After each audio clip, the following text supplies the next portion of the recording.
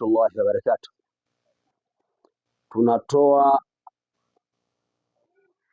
faida ya ismullahi Allah.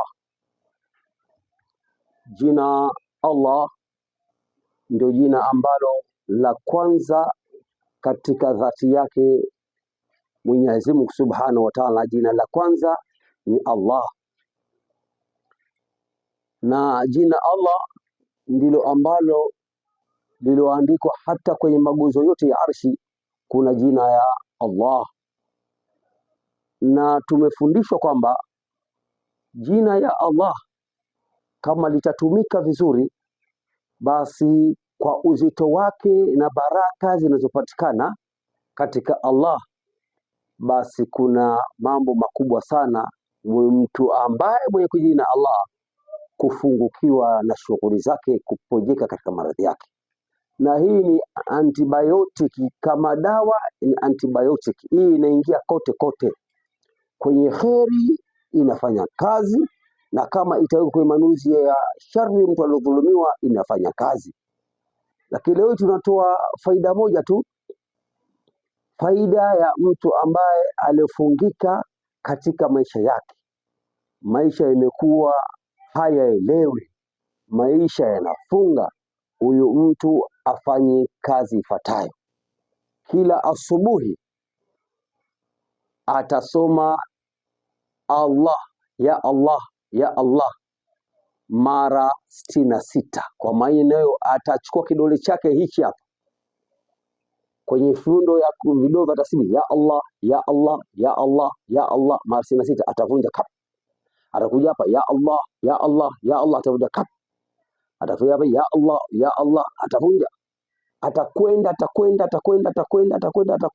mpaka kwa mikono yote miwili, kwa idadi ambayo ya vidole vyote.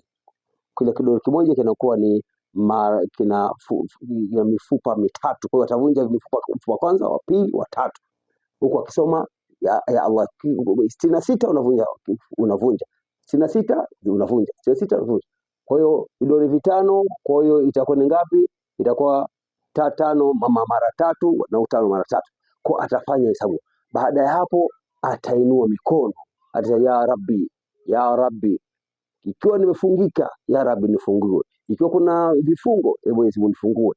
Utaratibu kama atafanya kwa muda wa siku 3 ama wiki moja, kila asubuhi, basi ataona kama kuna mipango ilikuwa inaregarega, ataona inaanza kufungika, ataona inaanza kufunguka, ataona inaanza kuchomoka, inaanza kukaa sawa sawa.